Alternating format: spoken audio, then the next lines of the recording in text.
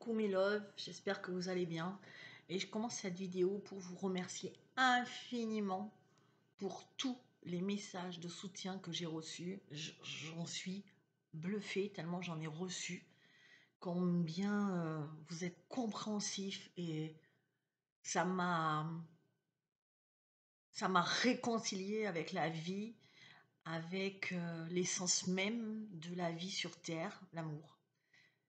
Je, je sais que nous ne sommes pas nombreux, mais nous sommes quand même quelques âmes qui sommes vraiment dans l'amour et qui œuvrons pour que ce sentiment se répande partout sur Terre. Vraiment, j'ai été touchée par vos témoignages, par tout ce que vous me racontez. J'ai tout lu attentivement et même si j'ai pas pu répondre parce que ça faisait trop et que j'ai toujours pas forcément envie de me mettre en action, en tout cas, c'était très beau et je pense que ce temps de deuil, ces périodes de deuil, en fin de compte, nous permettre de nous arrêter et de rentrer en introspection pour se dire: OK, une page de ta vie se termine. Qu'est-ce que tu veux maintenant construire? Où tu veux aller? C'est comme quand on est dans une année, vous savez, en numérologie, quand vous êtes dans une année 1, c'est une année charnière, l'année 1, parce que c'est l'année où vous recommencez un cycle sur 9 ans. Et donc, c'est hyper important que cette année-là, il y ait les bonnes décisions qui soient prises parce que vous allez vous les traîner ensuite pendant 9 ans.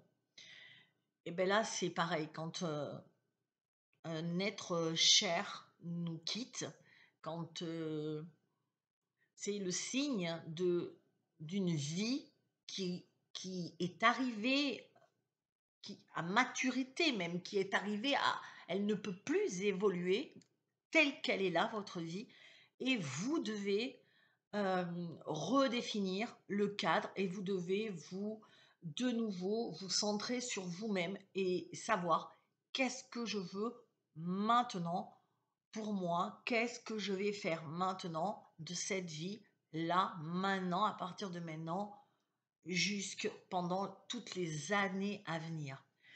Et en fin de compte, c'est ça. J'en suis là. Les guides m'ont beaucoup aidé aussi. On ne peut pas les dénigrer. Je les remercie infiniment parce que j'ai pris beaucoup de messages.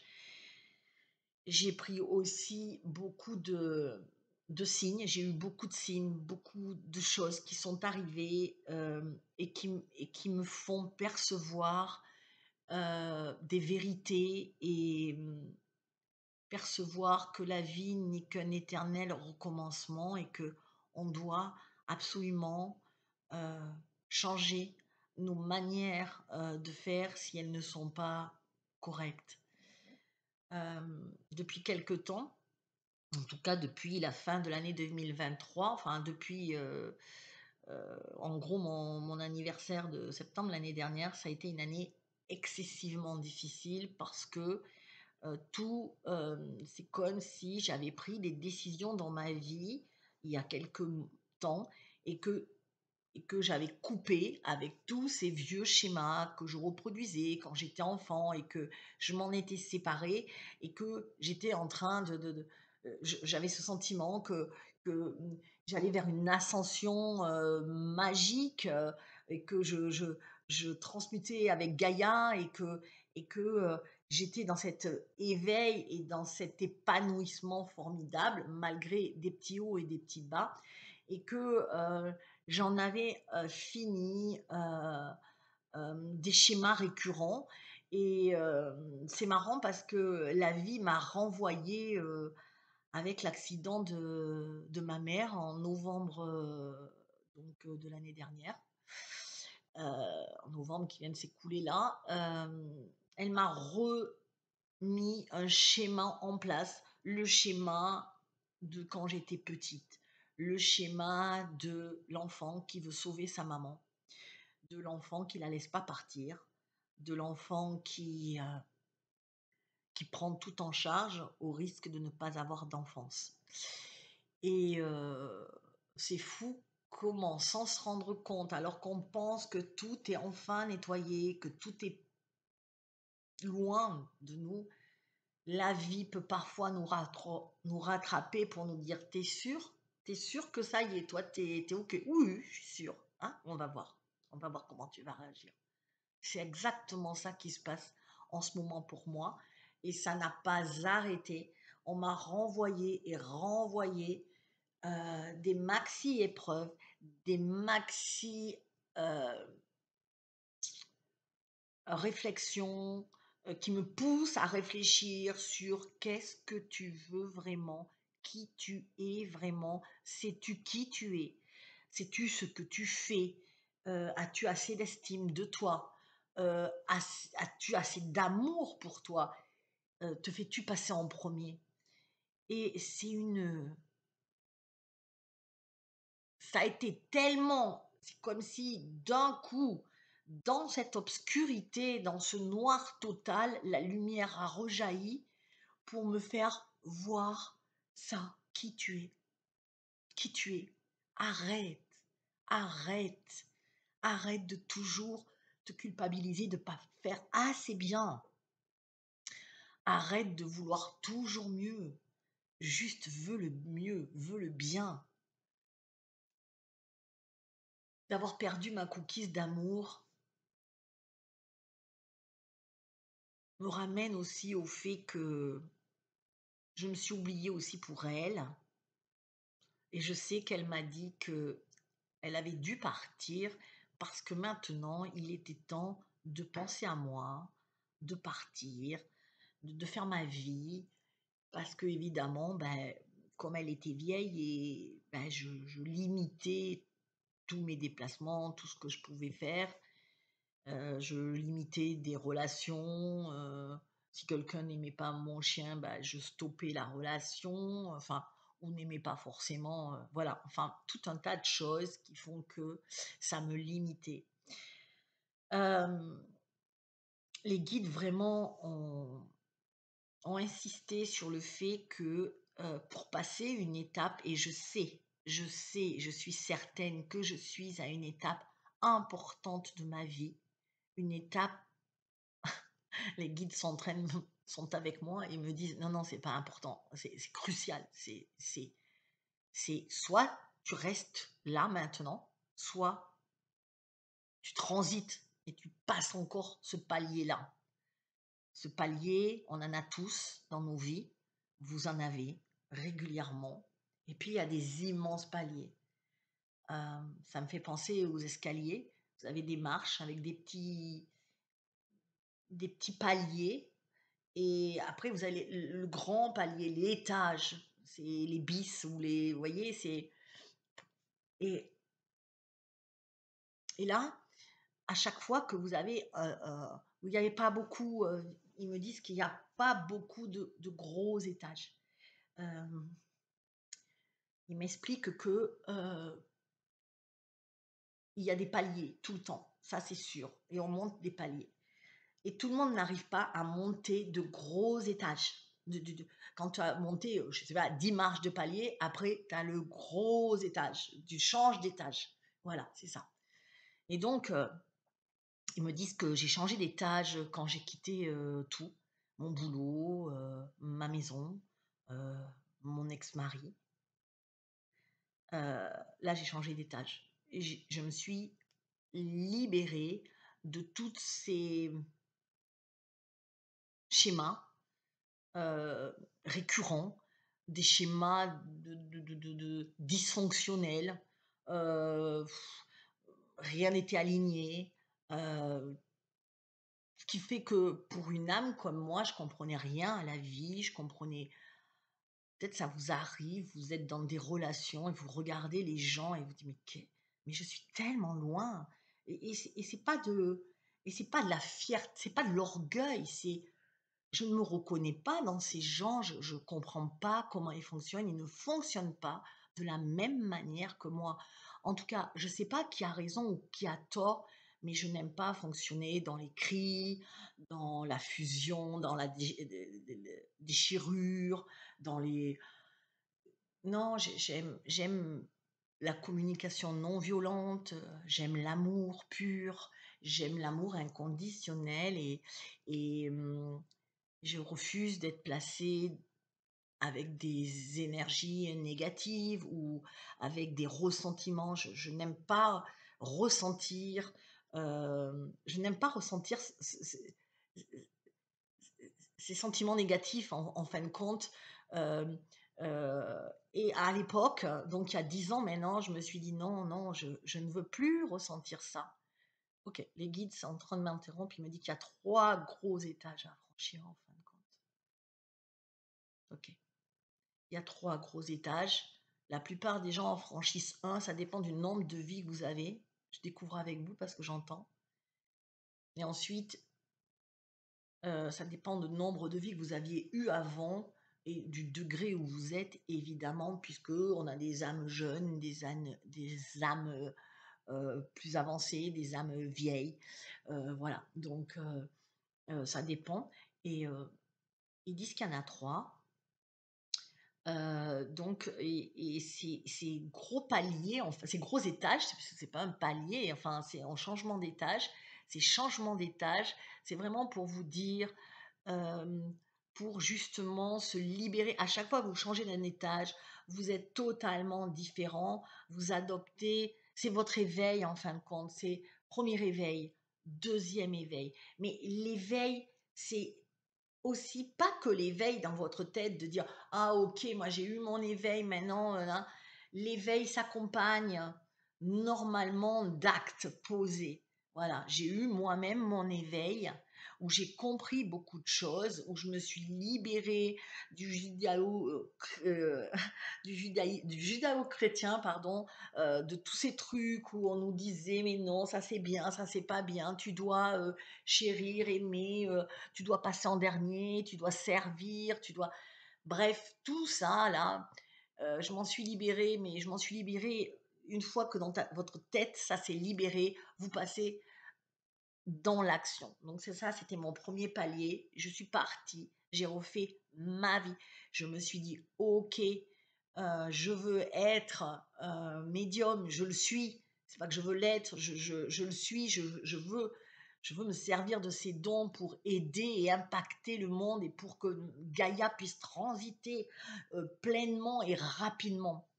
Donc, et j'ai envie aussi pour moi, à mon niveau personnel, m'épanouir dans ce que je fais. Donc, j'avais décidé de faire ça. Ensuite, euh, j'ai quitté, quitté l'homme que j'ai aimé, que j'ai choisi, et que j'aimais consciemment et qui était mon ami avant tout, puisque nous avions une complicité incroyable, mais il n'était pas dans ce moule. Il n'était pas dans ce mood, il était dans un autre plan, on va dire. Pourtant, c'était quelqu'un que je pensais évoluer, que j'ai trouvé évoluer, mais il lui manquait donc l'empathie et, et c'était dommage, l'empathie, la bienveillance et la gratitude. Et ça, c'est indispensable, je pense, pour vivre avec quelqu'un. Donc j'ai décidé de partir. Bref. Et malgré l'amour que je pouvais lui porter. Donc ça, c'était le premier palier. Et là, je m'aperçois qu'on est en train de me dire, voilà ton deuxième étage, ton grand étage. Est-ce que tu es prête à le faire? Nous avons toujours, toujours le libre arbitre. Et c'est la question qu'ils m'ont posée au plus bas de mon, au plus bas où j'étais de ma vitalité, de ma vibration, j'étais recroquevillée dans mon lit à pleurer dans la nuit, à pleurer mon chien, euh, à pleurer mes rapports avec mes parents qui ont, qui, à cause de cet accident, ont relancé des schémas récurrents, les schémas que j'avais avant de protectrice, je trouve une solution, ça va pas, je vais en trouver une autre, ça va pas, je vais en trouver une autre, ça va pas, je vais en trouver une autre, ça va pas, je vais en trouver une autre, et ça va jamais. Et toi, tu essaies, et tu n'y arrives pas parce que ça ne va jamais. Donc, je suis là dans ma réflexion et à pleurer, à même pas réfléchir, c'est même pas une réflexion, c'est je pleure en me disant: OK, ça me sert à quoi de vivre, comme ça?» Heu, je suis rattrapée de nouveau. On croit toujours qu'on dit je sais pas si ça vous fait des fois quand vous êtes rattrapé comme ça par des vieux schémas et beh, on se dit: «Oh, j'ai régressé», mais c'est pas vrai en fin de compte. C'est quand vous êtes sur une phase vous êtes toujours sur une phase ascendante, toujours. Personne ne peut être comme ça. Sauf que dans ces phases ascendantes, eh beh, il y a des petits déclins. Voilà, vous êtes comme ça. La phase ascendante, elle est pas toute droite, c'est pas une piste de ski. Ça fait, comme ça redescend, ça remonte, ça redescend, ça remonte. Vous voyez ce que je veux dire? Mais dans l'ensemble, ça monte tout le temps. Ça ne s'arrête pas de monter. Sauf que dans cette montée, eh ben, il y a des descentes. Oui, c'est un peu une randonnée en fait. Et donc, pour aller au sommet, voilà. Et c'est pas parce que vous êtes dans un creux que vous êtes forcément en régression, que vous avez tout perdu ce que vous avez gagné. Non, parce que quand vous regardez en arrière, vous avez progressé. Vous regardez tous votre chemin, celui que vous avez fait depuis, surtout que vous avez eu votre éveil, vous allez voir les progrès que vous avez faits. Et c'est vrai que quand on est dans cette faille, dans ce petit trou, dans cette cuvette, eh bien, on voit pas le chemin qu'on a parcouru, on voit juste qu'on est retombé, parce qu'on est tombé, et on se dit comment je vais. Non, on se dit pas comment je vais me relever, on se dit plutôt, ben voilà, je suis nul, j'ai fait tout ça, et je suis tombé là, et voilà, et on n'a pas une vue d'ensemble où on pourrait regarder la montagne de loin et dire mais t'as pas vu, hein, t'es parti d'en bas. Et là, tu es juste dans une cuvette, dans une vallée, et tu vas re-escalader. Et, voilà, donc j'étais là à même pas penser, je ne vais pas vous dire que j'étais à penser, j'étais juste à pleurer, à pleurer la vie que j'avais construite, si belle, et à m'écrouler parce que je me suis dit, j'ai tout à refaire, j'ai tout à refaire, tout est revenu. Mais les guides m'ont dit, ben non, tu vois bien, pour ça que je vous ai dit que dans la noirceur, j'ai vu un brin de lumière qui arrivait, qui rentrait dans mon esprit et qui m'a dit, mais non Delphine, tu vois bien tout le chemin que tu as parcouru et tu peux en avoir marre. C'est OK pour nous. Tu peux dire stop, j'arrête. Parce que nous avons tous le libre arbitre. Personne ne t'a forcé à te réincarner. Personne ne t'a forcé à prendre cette mission que tu as d'avant-gardiste, d'éclaireur de lumière. Mais tu l'as pris parce que tu t'en sentais capable, parce que tu en avais quand tu en avais l'envie et l'énergie, euh, sachant que on a de l'énergie, on nous donne de l'énergie pour ça. Selon la mission que vous avez plus tant ou tant d'énergie. Et donc, effectivement, je peux abattre un travail de fou sans être fatiguée, parce que j'ai un dynamisme et une énergie de fou. Mais là, pour l'heure, j'étais dans mon lit, j'avais pas envie de continuer. Donc, ils m'ont dit, tu peux arrêter, tu peux arrêter. Trouveront quelqu'un d'autre pour te remplacer, il n'y a aucun souci, il y a d'autres personnes qui font ça dans le monde et c'est OK, tu peux t'arrêter. Mais si tu veux continuer à faire des vidéos, à faire même plus, à continuer à faire du bien aux gens, c'est ce que j'espère en tout cas, à informer, à rassurer, à aider, tu dois franchir ce palier. Parce que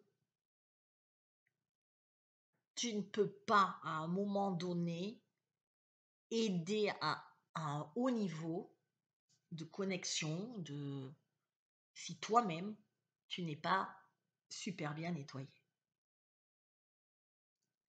Et évidemment, il nous reste tout le temps des choses.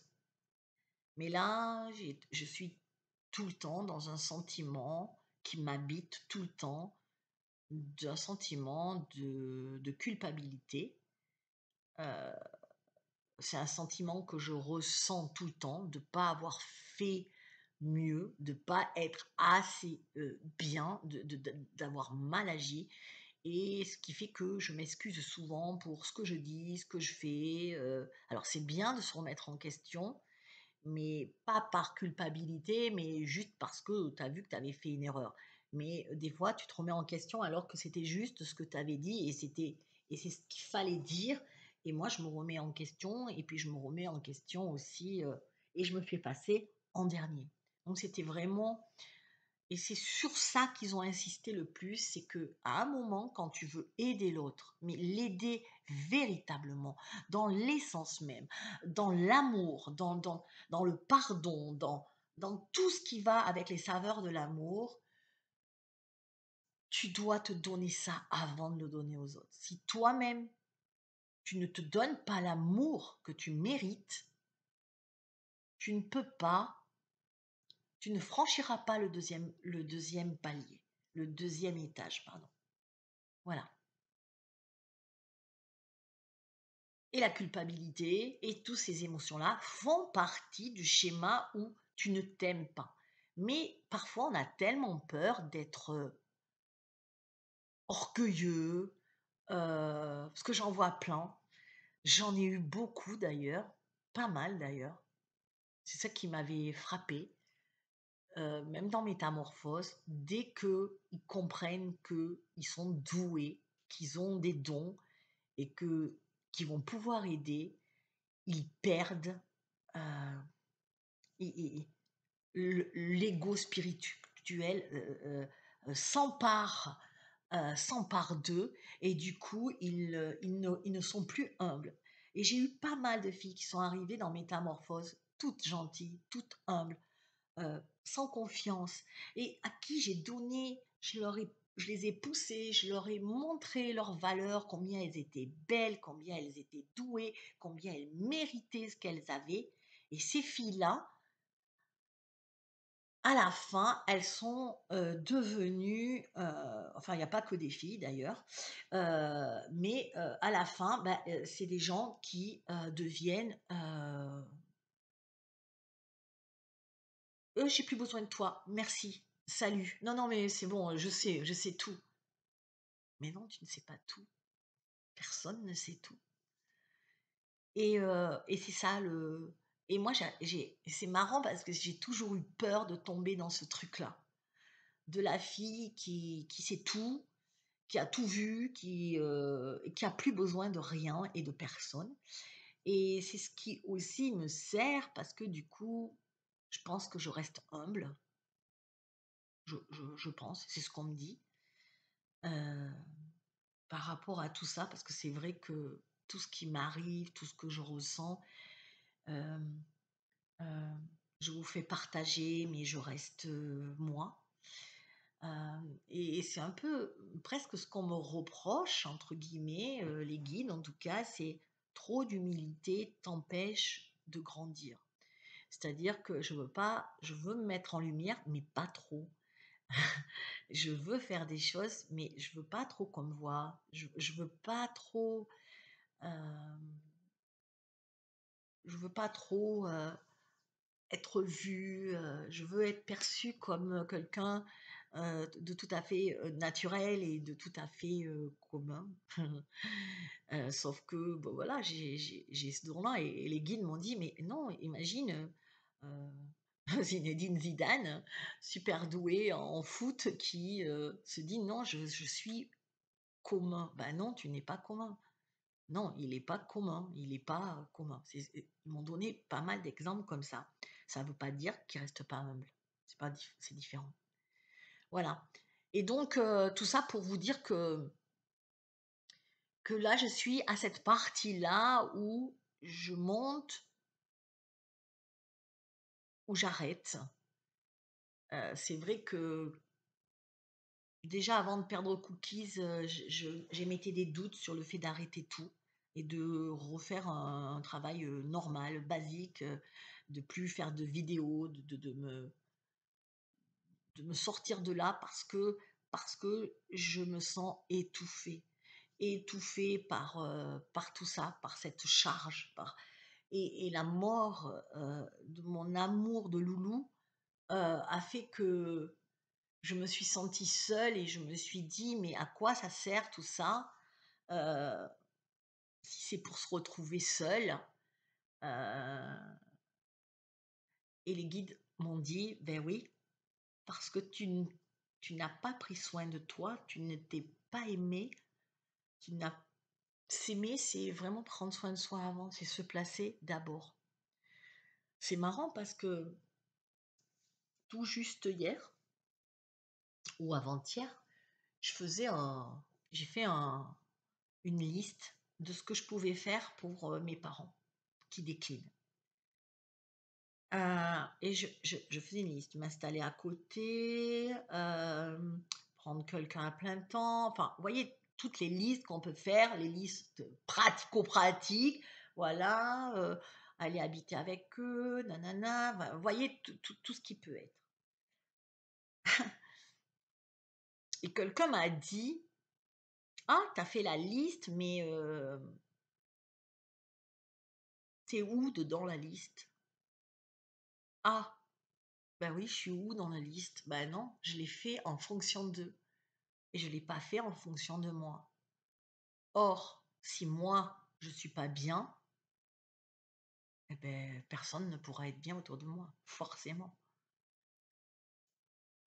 Donc, ben voilà. Donc, je suis dans... Je pense que ma décision, elle est prise, que je vais continuer.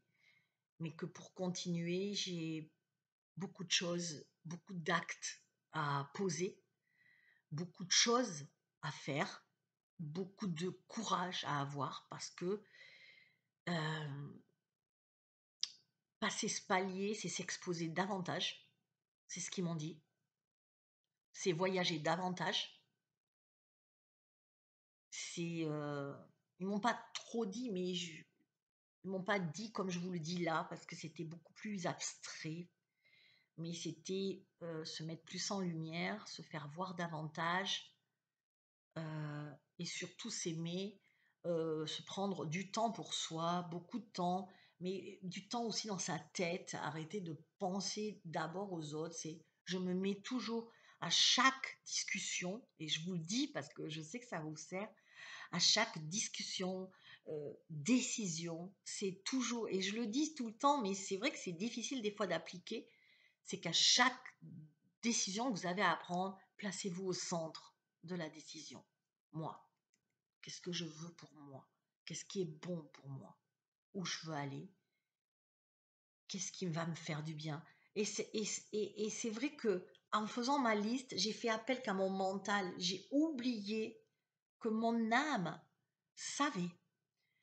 Et mon âme, on l'écoute quand on se dit, OK, qu'est-ce que je veux pour moi? Qu'est-ce qui me ferait du bien? Et fermer les yeux et se dire, OK, aller habiter chez mes parents? Oh, je me sens pas très bien. Ah, OK. Partir loin? Partir au bord de l'océan, comme j'avais toujours dit? Ah, ça va déjà mieux. Voyez? Et tous ces trucs-là, c'est vraiment un mécanisme. Je le fais tout le temps, mais quand ça va pas, ben, on oublie de le faire. Je dis on parce que je suis sûre que je ne suis pas la seule. C'est que quand ça va pas, quand la tristesse nous prend, ou même la colère, nous ne sommes plus capables de penser avec notre âme. Et pour ça, ils m'ont fait un joli... je voulais vous la lire parce que c'est une jolie canalisation qu'ils m'ont donnée. Sur ce passage-là, je ne vais pas tout vous lire, mais c'est vraiment un passage que je voulais vous lire parce que, ah oui, c'est beaucoup de pages, j'en ai au moins 10.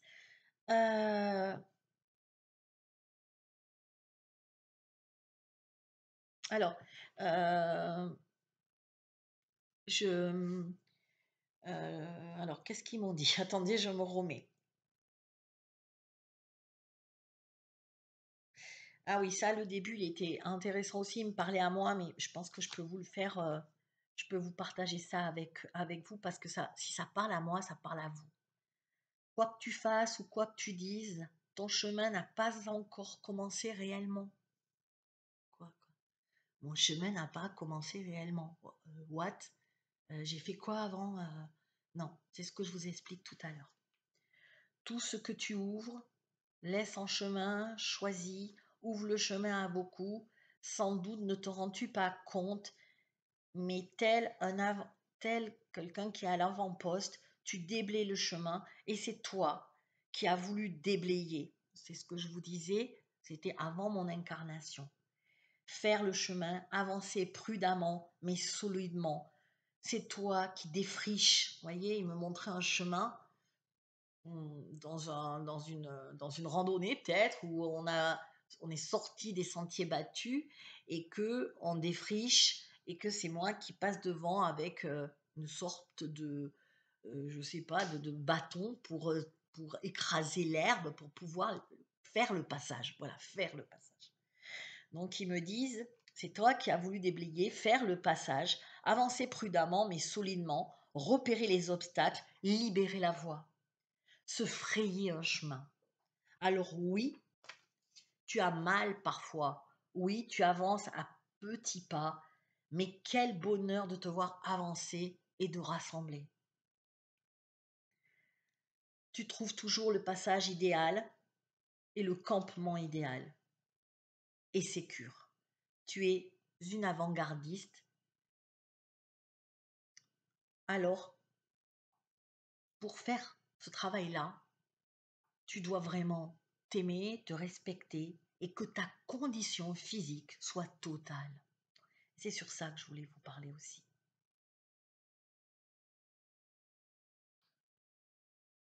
Ton mode de vie. Alors, voilà à quoi nous assistons.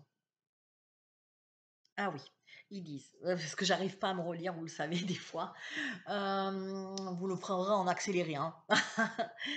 Euh, si ton mode de vie n'est pas sain physiquement et que tu ne sois pas solide aussi psychologiquement, mais je vous raconterai, je vous dirai plus tard, tout est lié. Si cela n'est pas le cas, voilà à quoi nous assistons. Une delphine éraflée par les ronces, agressée par les orties, souillée. Parce que quand tu défriches, si tu n'es pas préparé, tu n'as pas tes bottes pour faire le passage, si tu n'es pas équipé d'un bâton pour taper, voir s'il n'y a pas de serpent, si tout est OK, si tu es fatigué au bout de 5 mètres, que tu n'as plus le souffle, expliquer que ceux qui sont feraient le chemin aux autres ou déblais avant doivent être exceptionnellement forts. Donc, ils me disent, sinon, ben voilà, tu te retrouves à être éraflé, agressé parce que tu n'es pas outillé. D'où l'importance, pour moi, de faire ce second étage, de passer au second étage après les paliers que j'ai franchis. Tu dois guérir ton corps de tous ces anciens maux, M-A-U-X, mais M-O-T-O-T aussi. Libère-le, libère-toi. Cookies est là près de toi. Elle ne t'a pas abandonné, elle a laissé sa place pour que tu te vois toi, que tu arrêtes de regarder, de les faire passer en premier, c'est ce que je vous disais tout à l'heure. Quoi faire en ce mois d'été que te soigner? Pourquoi ne te traites-tu pas? Cela est et reste notre principal souci pour nous de te faire accéder au second palier. Enfin, moi je dis étage, mais c'était pour vous expliquer l'histoire. Tu te soucies de tous sauf de toi, sauf que les autres s'en sortent peut-être sans doute mieux que toi-même. Alors là, il me parle de ma famille, donc j'ai pas trop envie de vous... C'est un peu perso. Ils disent, nous ne pouvons pas nous occuper des autres si nous ne sommes pas nous-mêmes sains de corps et d'esprit. Ton corps a mal, ton âme désire avancer et ton... Ah oui, écoutez ça, je redis, c'était magnifique. Enfin, vous me direz. Ton corps a mal, ton âme désire avancer. Forcément, l'âme, elle a pas mal. Elle veut juste évoluer, avancer. Elle veut le bonheur, elle veut la joie. Et ton esprit cherche à te ramener dans une solution rationnelle, les trois.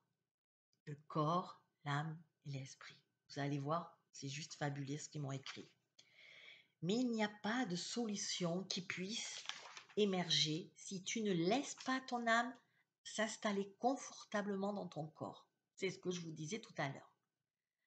Si tu joues ce jeu, tu ne souffriras plus des épines et des ronces. Tu avanceras légère sans te soucier du danger éventuel car il n'y en aura pas de danger parce que tu avanceras telle une lionne fière et belle. C'est gentil, hein? Il te reste 10 jours, pas beaucoup, pour mettre ton âme en sécurité, là, à l'intérieur de ton corps douillet. Fais-lui une grande place. Laisse-la s'expanser, prendre sa place, se déployer. Écoute-la te dire que maintenant, elle veut s'exprimer, elle veut vivre chaque moment de ta vie en paix avec toi.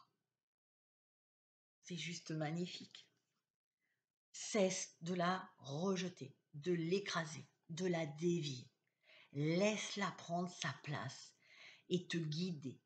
Pour cela, nourris-toi correctement. Bon, ça c'est... Fais du sport, dors sereinement. Ça, c'est les 3 trucs. D'ailleurs, je referai ma masterclass parce que je l'ai annulée, vous le savez, suite au décès de Cookies il y a une semaine.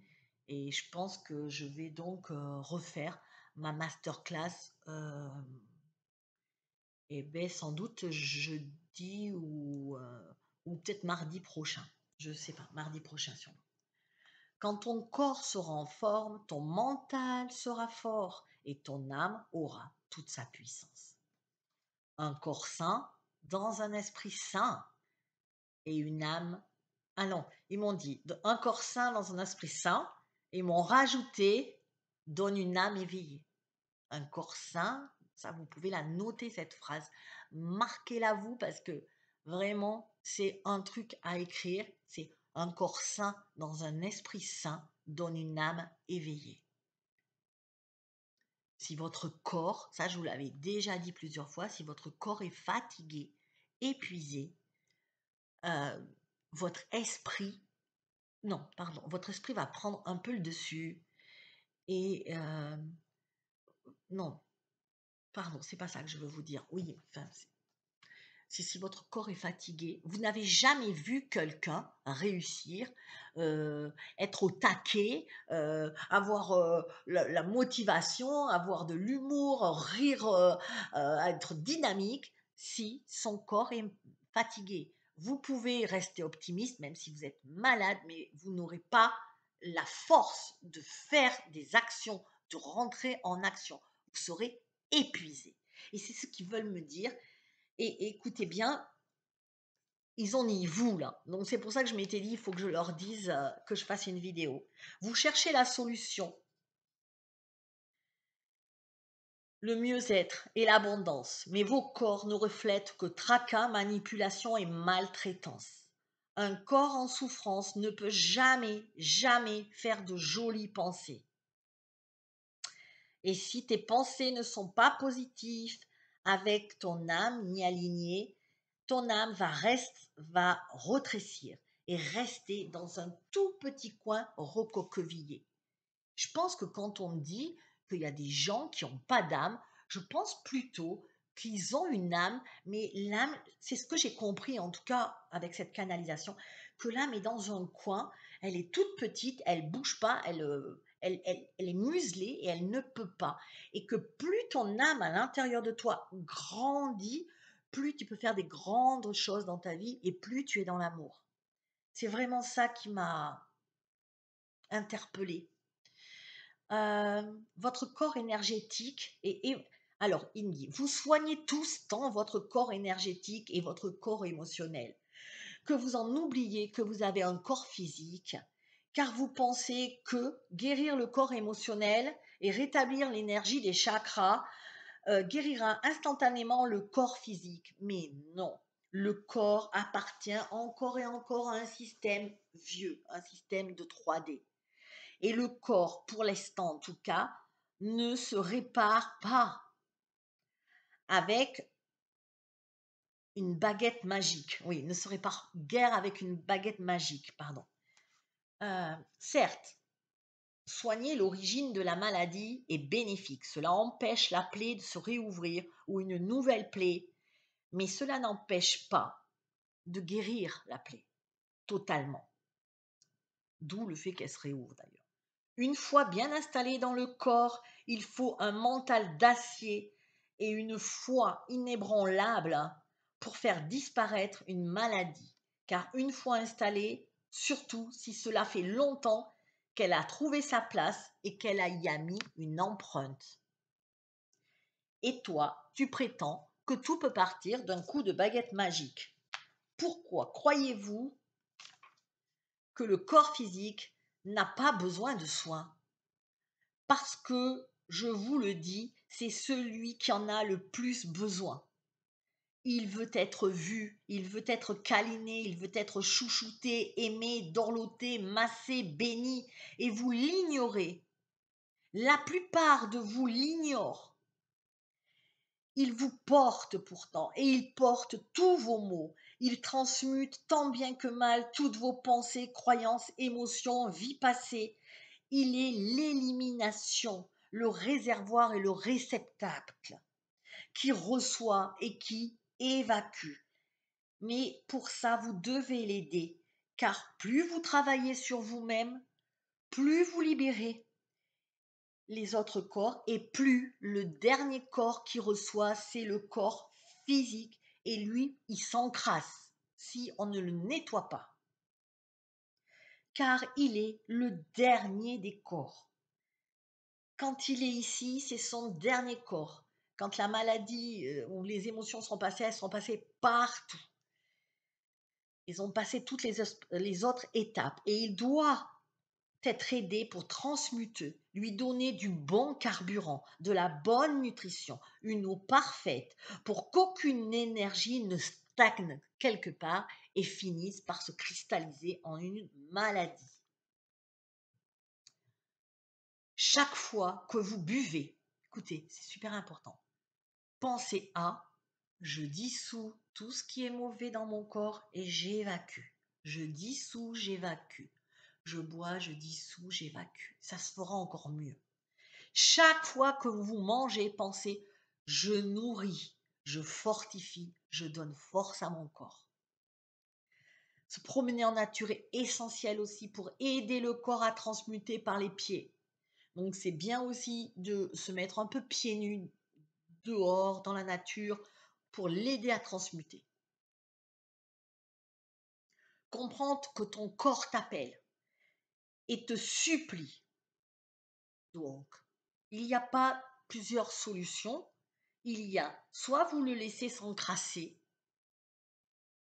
Non, soit vous laissez s'encrasser le carburateur, soit vous le nettoyez et l'entretenez. Et croyez-moi, la vie vous le rendra. Voilà. Ça s'est arrêté là. C'était une magnifique canalisation. Je sais que j'ai mis beaucoup de temps. J'espère que vous la lirez bien en plusieurs fois si vous n'avez pas le temps une fois, mais finissez là. Enfin, si vous êtes là, c'est que vous l'avez fini. Je suis bête. Donc, c'est bien de l'avoir fini parce que c'est hyper important. Il y a plein de choses qui m'ont reboosté, qui m'ont permis de me dire, ben oui, ils ont raison. Je vais dorénavant, dès aujourd'hui, prendre soin de mon corps. Justement, ils n'arrêtent pas de me dire masterclass, vous savez, je vous ai dit pour le corps, ça fait plusieurs fois, je vous ai donné des méditations aussi à faire pour ce mois d'août.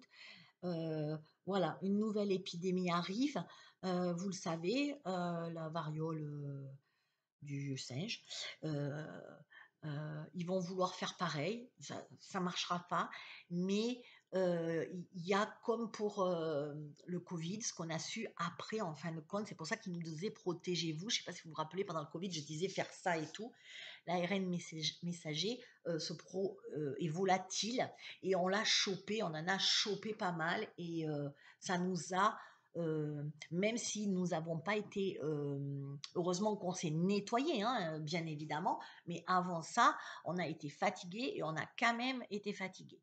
Donc là, s'ils insistent comme ça, sur le physique, c'est que on va de nouveau être attaqué pour nous affaiblir encore plus, pour nous affaiblir. Et voyez ce que je disais, quand on affaiblit le corps, on affaiblit l'esprit. Croyez-vous qu'on pourra aller manifester, aller crier, aller destituer, oh j'ai dit le mot, oh, bon, aller œuvrer pour une nouvelle terre en brandissant le bras bien haut en disant on y va si on est malade et fatigué. Non, on n'aura pas l'énergie. C'est ce qui s'est passé.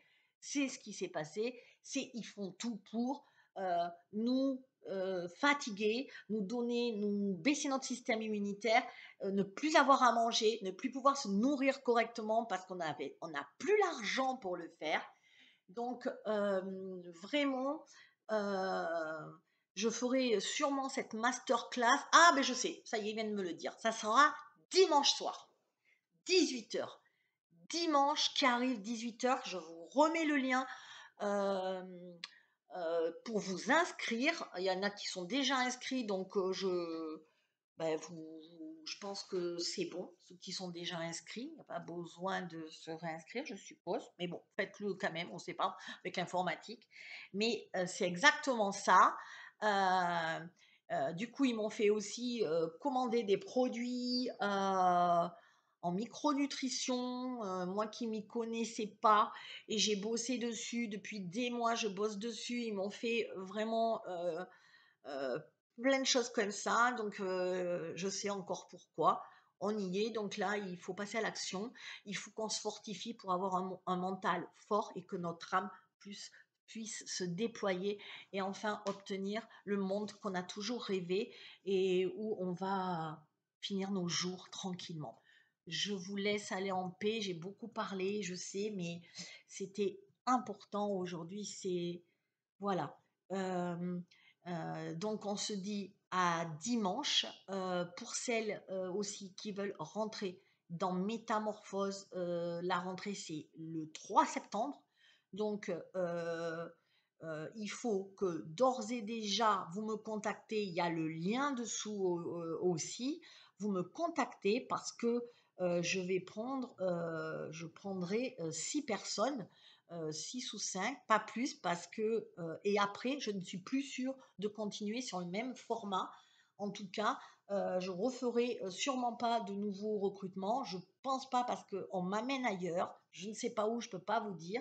Donc, c'est votre dernière chance de profiter de cet accompagnement personnalisé qui va vous booster, qui va vous faire du bien.